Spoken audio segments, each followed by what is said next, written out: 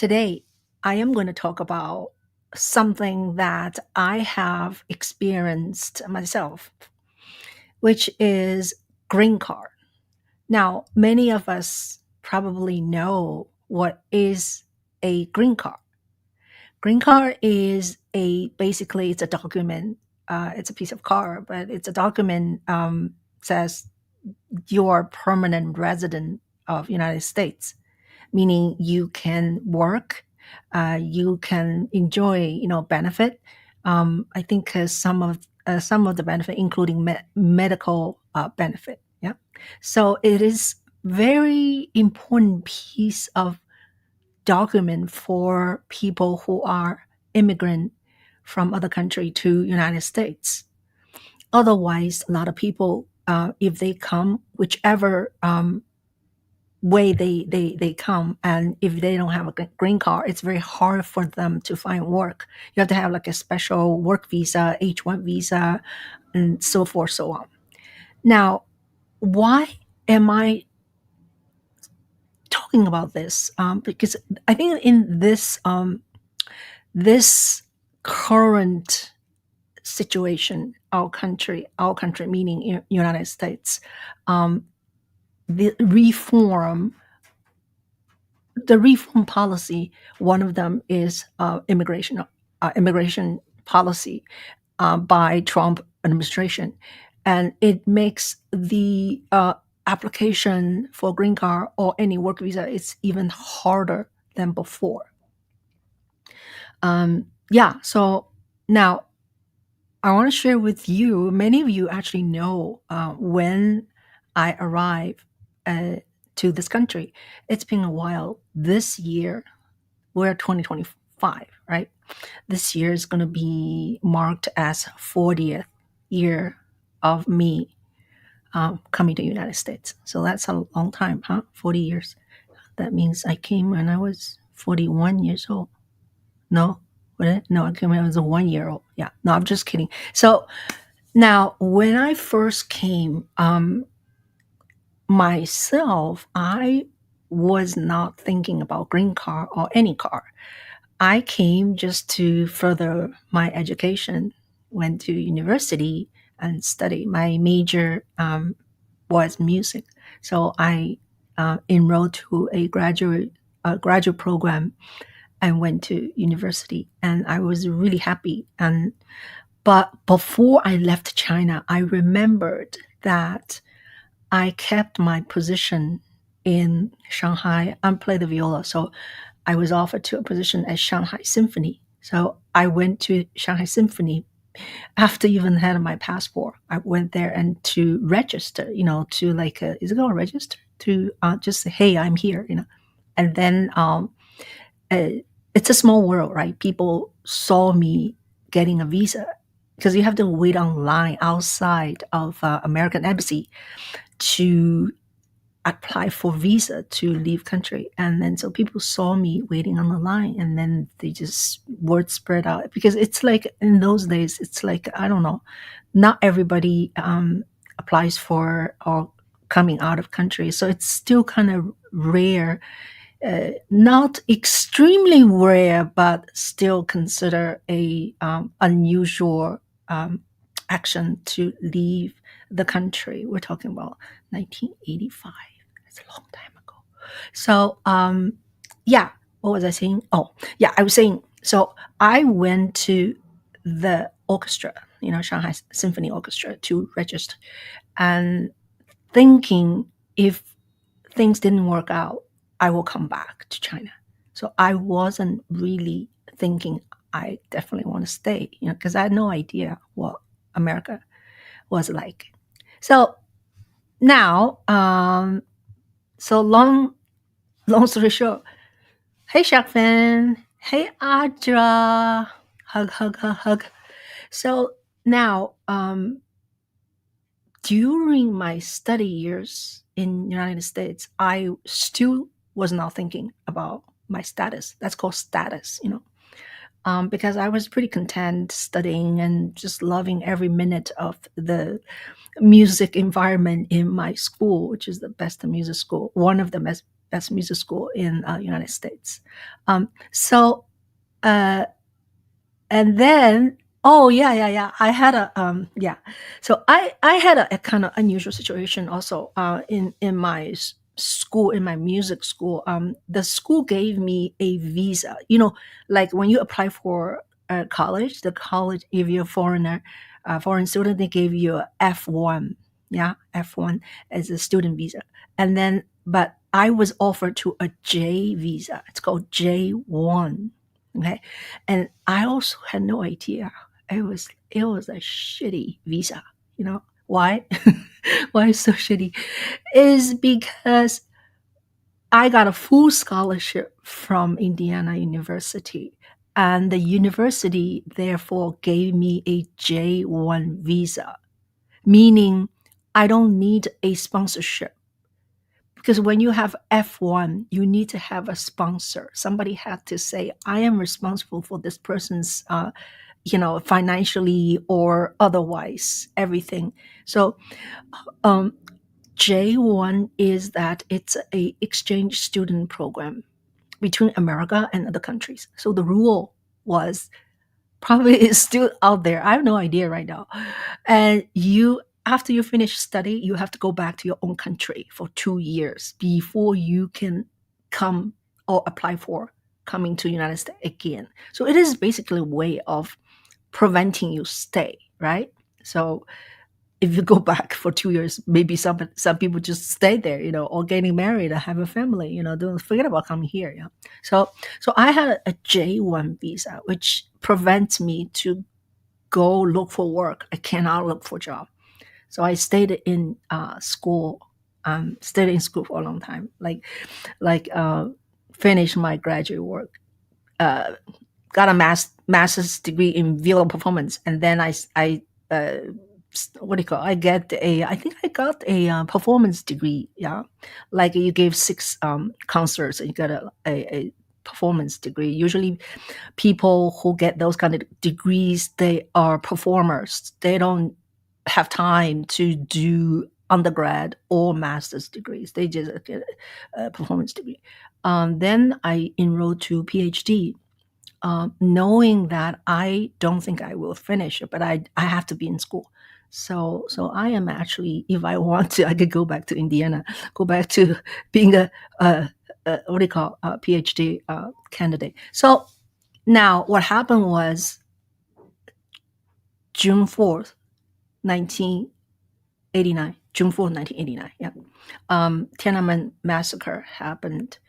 And so Bush, and I think like in 1990, he had an executive order that Chinese student or Chinese student can stay in United States. So I was one of these people who were very fortunate because of that executive order. Yeah, executive order. Yeah, and I always, like, inside of me, still thinking like I'm in debt uh, for people who died, in Tiananmen Square. So I joined their celebration, not celebration, memorial movement. Sometimes I interview people who actually were at the Tiananmen Square and all behind the scenes. Yeah. So if you check my channel, you will see a couple of videos about that. Yeah.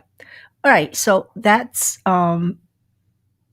said. Okay. So now I can apply for job right after 1990, I believe.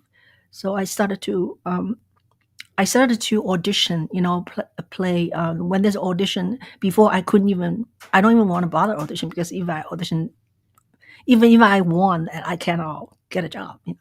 So I started audition, and then by 1991, I won my orchestra job audition and in Phoenix, Arizona. Now, Phoenix, Arizona, to me, Arizona, the state, compared to Indiana or New York, is very flat, and Phoenix is very flat, and I never really would go there to like have a vacation or as a tourist. But when I had my first job, I was really happy and moved myself to there.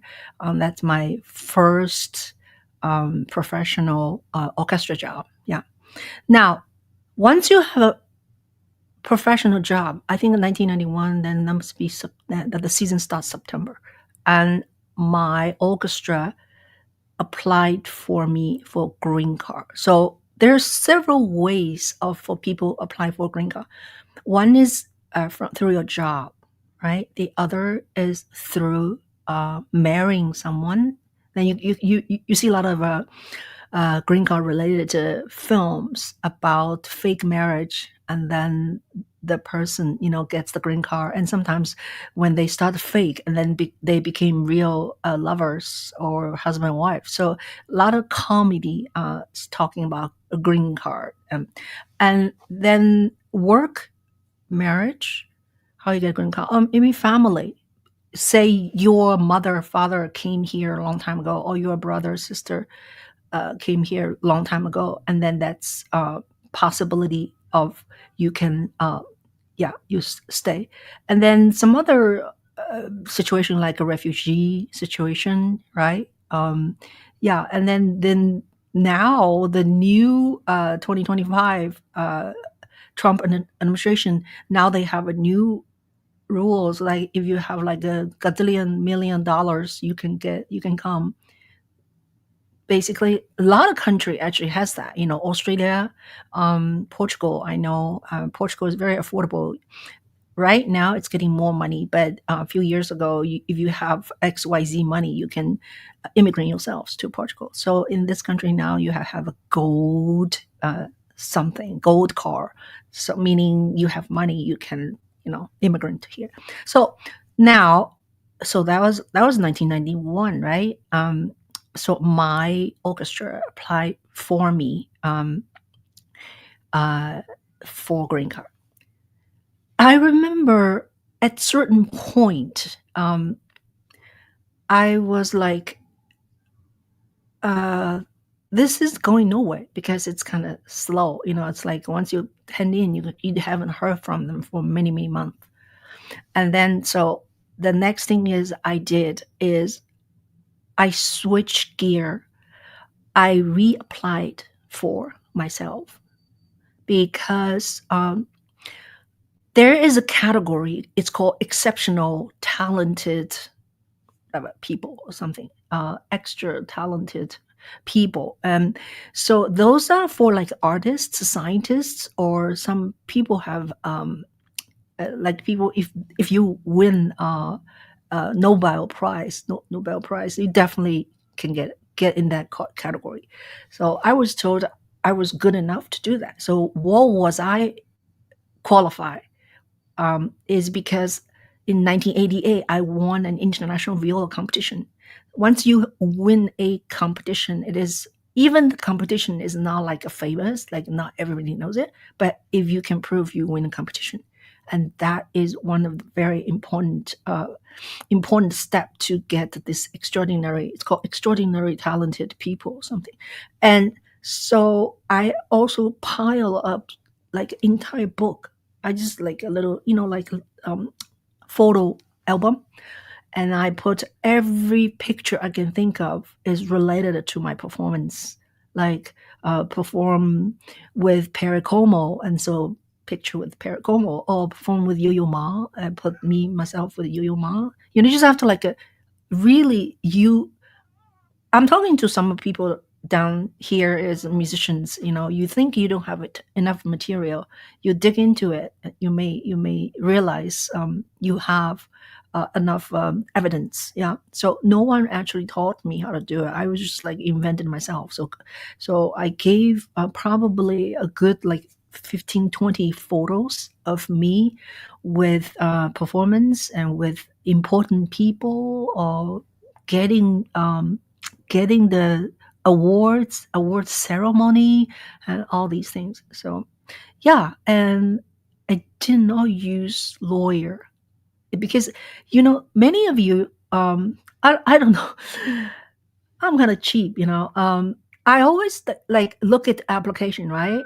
I like to do things myself if it's possible. So if I can apply for green card myself, and I think I can, I can do my own taxes. So I did my own taxes for 6 years, and then later on gets a little more complicated, and then we have a tax person right now. So hey, hi Rico, how are you? Thank you for tuning in. So where was I? So I would encourage people who are here, if you are thinking of applying for green card, and I think exceptional ability people is one of the, for myself, it's the quickest way to get the green card. Yeah. Now, um, I did a calculation, right? So the whole journey of coming here as a student, and then I was a student for 6 years, and then having my first job, right? The first job, and then having, then pretty quickly, a year later, I got my green card. And from green card now to next step is citizenship. The reason I actually applied for citizenship, not that I was like crazy about wanting to be American citizen, no offense. I really want to be free of traveling. I understand U.S. passport is so convenient. You can go to so many countries without, getting visa, or without all kind of restrictions, right? One of the story I want to tell you is I have firsthand experience why having a Chinese passport was was a lot of cumbersome. All right, so when I was a student at IU, we went to Europe. That was, I think, 1980 something, and we performed in many countries, in France, and in, I just like, we were on the bus a lot, right? And then one day, we're about to, the bus is going to go from which country? I don't even remember. We're about to enter Switzerland. Yeah, Switzerland. Yeah. And then at certain point, the car was, because we were on the bus, so the bus was stopped. And then people came. Hi, Frank. And people, so the guard, the, what do you call these people in the border patrol, and came to the bus, and they start to look each one of our passport. Yeah. And then the majority of people, of course, on the bus, they're Americans. And me, I have a Chinese passport. And my other two friends, they are Polish, and they have Polish passport.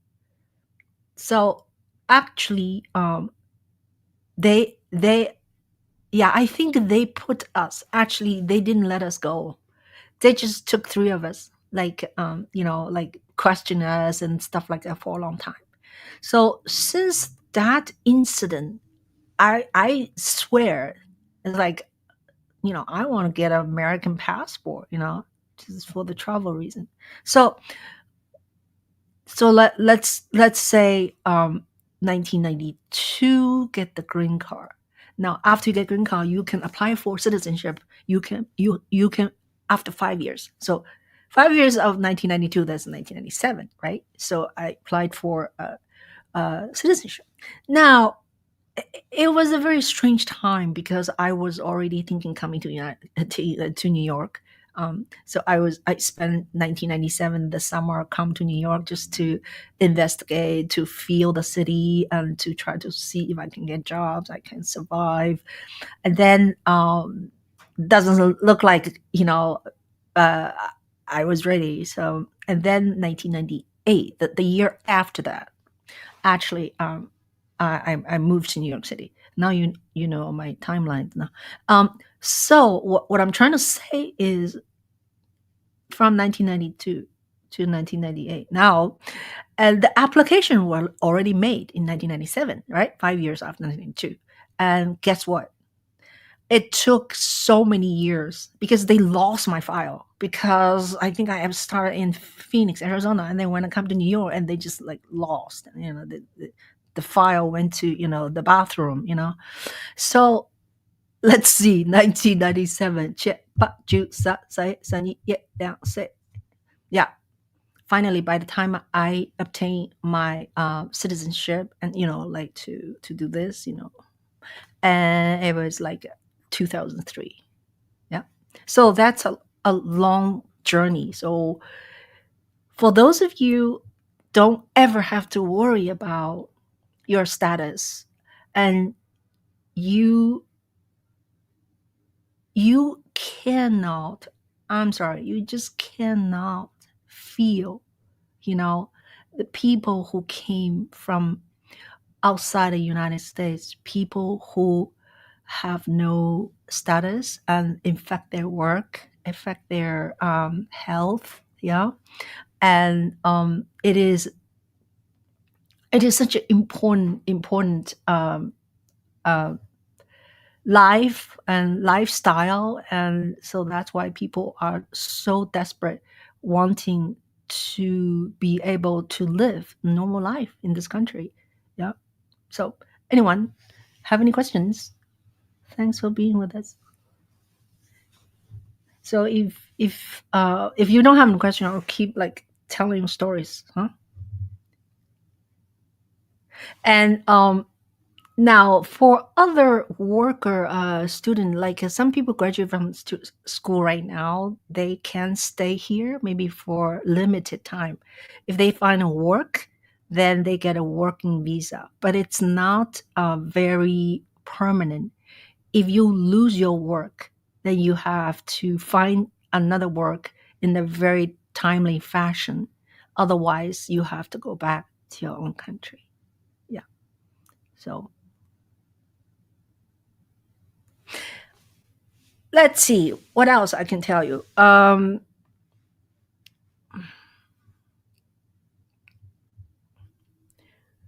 One of the way of let's see, employment. Yeah.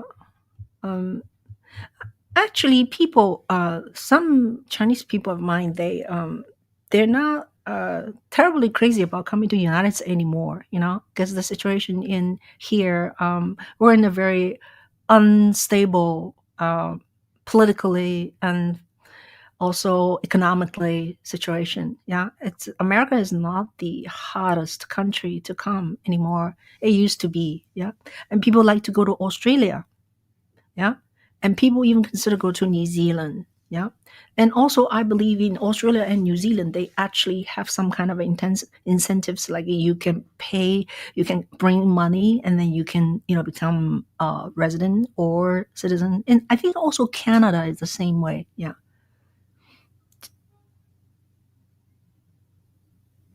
Oh, Sharkfin says, Ching, do you have? Let me put you on. Do you have bride birthright dual citizenship with China, or do the communists not allow that? Yeah, communists. Yeah, China do not allow dual citizenship. I think dual citizenship. It not very many countries, right, allow you. Like Irish, if you're Ireland, you can. Some other country, yeah, not definitely not China. Yeah, they won't let you. So in that be like so cool, huh? If I don't have to, I found my first passport. This is a cut at the corner because that means it's not valid. Yeah, it's already passed. So I give you a day, you're gonna be hopefully there's so many stamps, you see. Now this is a stamp. uh Wait, where the stamp is? I think I was handwritten here, July 28th, 1985. I came July 28th. So and then you go through a bunch of, and what is this? There's another thing. From red card to green card. This is a red card. You can't see very well. Yeah, yeah. So this is a little certificate, and I accidentally found in my little drawer, and it says 中国人民解放军 China, the People's Republic of China Army 复员军人证明书 retired what do you call Shark Fin, retired soldier certificate. So you open this, right, and you have like the first page has a little like, like a, what do you call, thin paper to protect the next page, and the next person, that's Mao Zedong. Yeah.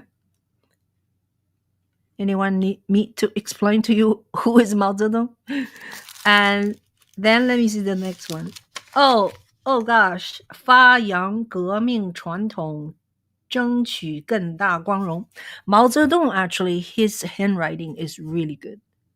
So this is his handwriting. He says, keep the tradition and make even more progress. Yeah. And his calligraphy is beautiful. Yeah. So this is a little certificate of me. Yeah. So yeah, it told about where I'm from, where my ancestor from, and then when did I leave? When did I left? Oh, it's lovely. Oh my God. So yeah, it's a long journey. I did not have to shoot bullets when I was in the army. It's a army orchestra. It's a troupe. It's dance, singing, and orchestra. So we played music usually to accompany the singers and accompany dancers. So I don't know. I don't know. In United States, you have these uh, Marine Corps, and you don't have like a lot, right? Just a little bit, right? Like maybe Air Force, Marine, and Army, and three of them. But in China, they have many, like construction, rural, what else? Yeah, and security, you name it. This is probably have like a 10, 20 different troop, artsy troop where people sing and dance, and they go uh, serenade to their own soldiers. And I remember when I was in the troop, and we go to serve our soldiers, and they feed us so well. Oh my God, this is like a 15-course dinner when we go. They're in the middle of nowhere in the mountain. So you will get a car, right? I remember I was on a crummy bus. The bus is like, I have so much noise when you drive, and then I was like, I get really sick because we were riding, circles on the mountain, go inside the mountain to see the soldiers. Yeah. But when we get there, oh my God, they have a huge feast. Of course, I don't really like meat, so I don't eat meat in those days. I don't drink either. So to me, it's a little bit wasted. Ching, is that an original, authentic Little Red book? No, that book is my certificate, meaning I graduate from not graduate. It's my, like, I was in the troop, and I retire. The red book, it's actually on my bookshelf. I should go get it. Should I get it for you? Where is it? Somewhere there. Yeah, somewhere there. I'll show you next time you come. Yeah, so everyone has a red book, it's Mao Zedong, and we all know how to recite. We memorize it. I still memorize some of the writings. That just shows how, what do you call, brainwashed we were. And the younger you wash them, the more memory they have. And I can still, yeah, sing a lot of songs to celebrate Mao Zedong and Mao Zedong's work. And I remember in the high school, um, I would like pair with a student. He has great voice. He's like a bass, very beautiful voice. So we would read Chinese Mao Zedong's work, um, and every morning in the school, like there's a little room, like a broadcast, live broadcast to the school. So we will read Mao Zedong's work, writing. Yeah, every day we read a different chapter. You know. Yeah. Anybody have any ideas? Any questions about green card? And now I was going to say that I think this year, 2025, there's more difficult, different kind of rules have now for the traveling for immigrant. Yeah, so I would say 10 years ago, 20 years ago, the most rule are the same, but right now we have more hurdles to cross over. Yeah, more like for instance, you probably have already know like when people if people get married, right?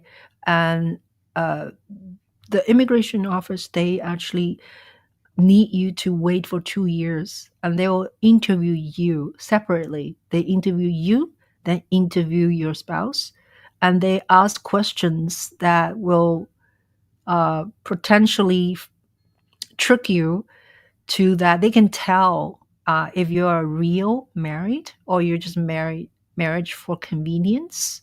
So if they have any doubt of that, they are not going to grant you the green card. And it's because there's a lot of people marrying someone and then obtain green card, and some people make business out of it. You pay someone in the middle person, and then you pay actually a huge fee, and then they find a person to marry you, and that person also gets the cut, and then the middle person gets a cut.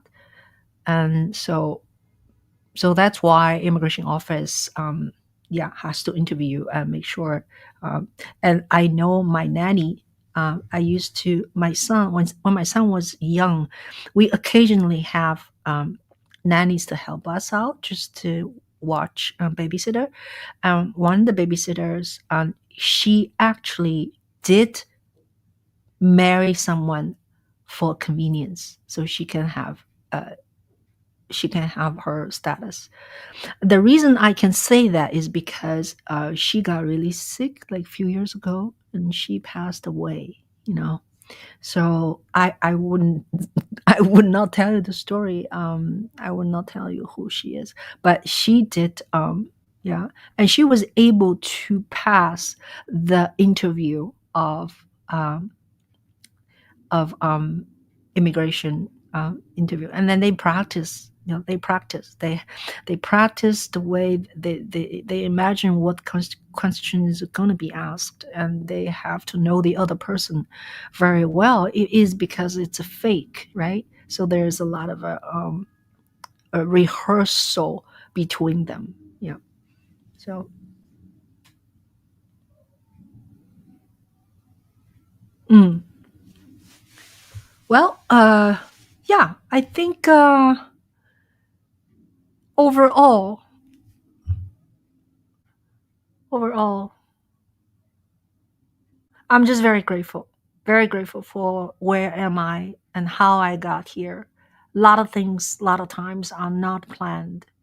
I did not plan to be here. Yeah.